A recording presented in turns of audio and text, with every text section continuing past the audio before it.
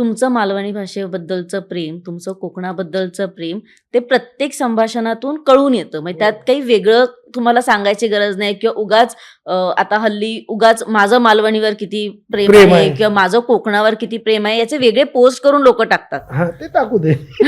पण आता काय झालंय, कोकणातले जे कलाकार आहेत त्यांच्याकडे जरा दुर्लक्ष होतंय असं तुम्हाला वाटतंय का? आणि हल्ली ना सर्रास बरेच कॉन्टेंट कोकणात बनवले जातात बरोबर. आणि ते कोकणी लोकांना किंवा मालवणी लोकांना तितकेसे रुचत नाही, कारण का चुकीचा इतिहास दाखवला जातो किंवा चुकीच्या पद्धतीने काही गोष्टी मांडल्या जातात, त्या खरं तर कोकणात नाही आहेत. बघा, मी जरी मोठेपणा खूप सांगितली ना की सगळे निर्माते मालवणी आहेत, कोकणातले मालवणी आहेत, सिंधुदुर्गातले, त्यांना मालवणी माणूस नको असतो. आणि जर हवा असता तर त्यांच्या प्रत्येक प्रोजेक्टमध्ये तो दिसला असता.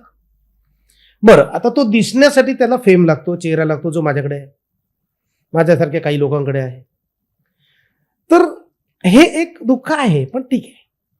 दुसरी गोष्ट अशी आहे की माझं मालवणीवरती प्रेम आहे, तर ते आहेच ना, ते इनबिल्ड असावं लागतं. खोटं असेल तर लोकांना लगेच कळत. आता मी परत त्याच्यावर येतो की सोशल मीडियामुळे ना रील स्टार झालेत. आणि दुर्लक्षित कलाकार तेव्हा होता जेव्हा मी फुबाईफू करायचो, का ते माहीतच नव्हतं कोणाला. आता दुर्लक्षित नाही म्हणू शकत, कारण इन्स्टावर कोकणातले कलावंत दिसतात, त्याच्यानंतर FB वरती दिसतात. कोकणातले बरेचसे कलाकार असे बऱ्याच ठिकाणी दिसतात आपल्याला. म्हणजे मी आता आपण शो केला त्याच्यामध्ये कोकणातलेच कलाकार होते बरेच. मी गावगाथा केलं त्याच्यात कोकणातले होते. अशा बऱ्याचशा मालिकांमध्ये कोकणातले कलाकार आहेत. बहुतांशी फिल्म्स ह्या कोकणामध्ये होतात.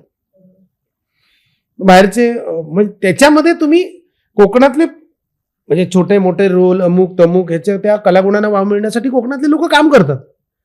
पण आता कोकणातली फिल्म आहे, कोकणावरती केलेली फिल्म आहे, ह्याचा सब्जेक्टच कोकण आहे, तर त्याच्यात तुम्हाला कोकणी कलाकार दिसत नाही. त्याच्यात तुम्हाला मालवणी भाषा सोडून दुसरी भाषा बोलणारे लोक तिथे येऊन मालवणी बोलतात. चुक माका आंबा व्हाया, ही काय मालवणी आहे? पण आमची मालवणी लोक ते बिचारे सहन करतात. हेच एखादं वाक्य समजा तुम्ही वऱ्हाडी भाषेत बोललात तर ते तुम्हाला 10 मेसेज करतील खाली, आमची भाषा चुकीची बोलतोय, आमच्या भाषेवर अन्याय. कोकणातला माणूस मला असं वाटतं की येवा कोकण आपलाच असा म्हणतो आणि कोणी काही बोललं तरी दुर्लक्षित करू. रसिक प्रेक्षकाचा तो विषय असू शकतो. पण अशीच बऱ्याच फिल्म झाल्यात ना की नंतर मी त्याच्यामध्ये इन्सर्ट झालोय. म्हणजे बॅकग्राऊंडला तो आवाज आहे, अमुक आहे, तर तू कर ना दिग्या, तू डबिंग कर ना, तू एक गाणं घालून दे ना, किंवा एखादा सिनेमा केला तर त्याचं प्रमोशनसाठी व्हिडिओ बनव ना. असे लोक बरेच येतात. पण कोकणाच्या विषयावरती बनवलेल्या फिल्ममध्ये ज्याला आता मला सांगा की फ्लुएंट मालवणी बोलणारी लोक असतील तर त्यांना नाही कास्ट केलं जात, त्याला काही नाही करू शकत. आता माझेच मित्र त्याच्यात काम करतात म्हटल्यावर मी पण त्यांचं काही बोलू शकत नाही. पण त्या भाषेचा लहेजा किंवा त्या भाषेवरती प्रेम असणारी लोक पाहिजेत असं नाही राहिले आता. त्यामुळे नसेल ना. अदरवाईज दशावतार नावाच्या फिल्ममध्ये दिगंबर नाईक पाहिजे होता ना. एक तर माझं दशावतारावरती प्रचंड प्रेम आहे. दशावतार मी जेवढं बघितलं तेवढं त्या कलाकारांना माहीत पण नसेल, त्याच्यात ज्या कोणी काम केलं असेल त्यांना माहीत पण नसेल ना दशावतार म्हणजे काय. म्हणजे मी एका कार्यक्रमामध्ये दशावतारचा पॅच केला, कोकण महोत्सव असं काहीतरी, तर कोकणातलेच काही कलाकार उभे राहिले, अरे आम्ही पहिल्यांदा बघितलं. म्हणजे त्यांना माहीत नाही, मी असलो असतो त्याच्यामध्ये, पण मी नाहीये त्याच्यामध्ये. असं होतं, त्याला काही इलाज नाही. पण खंत वाटते कधीतरी. खंत तर वाटणार ना 100%. की मला वाटतं अरे ह्याच्यात मी हरवलं. आणि काय होतं आता सुदैवाने किंवा दुर्दैवाने मला फोन येतात लोकांचे, अरे तू का नाही रे ह्याच्यामध्ये, अरे तू किती वाईट बोलला रे. बरं नाव सुचवलं आपलं, म्हणजे माझं नाव एखाद्याने सुचवलं, अरे कोकणातले दिगंबर नाईक, तर आय डोंट नो, पण माझं नाही होत का. मे बी त्याला असं वाटत असेल की दिगंबर नाईकला घेतल्यावर पिक्चर विकला जाणार नाही.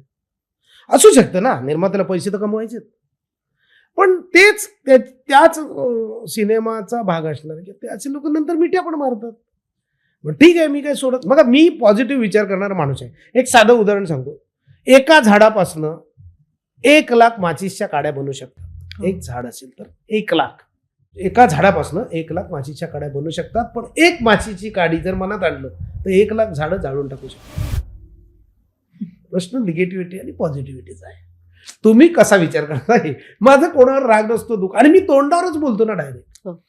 त्यामुळे मी फार हे नाही करत, काय म्हणतो ते. मला एखाद्या मीटिंग आलं, अरे काय दिग्या यार सॉलिड, मग मी का नाही रे तुझ्या प्रोजेक्टमध्ये असं विचारतो तोंडावर. त्याला काय, काही लोकांना आवडतं. मग ज्यांना आवडत नाही ना असा एक मोठा ग्रुप आहे किंवा असा एक कंपो असावा, मग ते सांगणार नको रे घ्या, तो स्टेटमेंट करतो. मग तोच मला 2 वर्ष नाही खंत. आता ऑब्विसली ना, म्हणजे खंत वाटणं हे साहजिक आहे की या लेवलला आल्यानंतर मी तो रोल करणार असे नसं मला माहीत असल्यानंतर जर मी त्या रोलला गेलो नाही किंवा त्या रोलसाठी मला घेतलं नाही किंवा मला विचारलं नाही तर मला खंत वाटणार 100%. आणि असं खूप आहे. आता तर मी सांगू का, आता पुण्या बिण्याची लोक आहेत ना, ती जाऊन मालवणी सिनेमा बनवतात आणि तिकडच्याच नटांना सांगतात मालवणीत बोल, आणि तिकडचे नट चुकीचं मालवणी बोलतात. कोणाचं काय ऑब्जेक्शन आहे? काय नाही, बरं बोलणं माझे मित्रच आहेत, एकीकडे मी काम केलं, मी तरी काय बोलू त्याला? असंही होतं ना. मी आता माझं वस्त्रहरण नावाचं नाटक आहे की नाही, तसं बघायला गेलं तर वस्त्रहरणमध्ये प्रत्येक माणूस मालवणी पाहिजे, पण त्याच्यात पण वेगळी भाषा बोलणारे लोक येऊन काम करतातच की. शिकवायला लागतं की हे प्रॉपर मालवणी बोल, आपल्याला लोक पण विचारतात. बरोबर. पण ठीक आहे, आता मी एवढी वर्ष करतो, माझं नशीब आहे की वस्त्रहरणमध्ये मला काम करायला मिळालं. अगदीच. मग मी इच्छा केलं तेव्हा माझ्यावर पण अशी टीका केली, अरे तू कोकणातला माणूस पश्चिम महाराष्ट्रातलं नाटक करतो.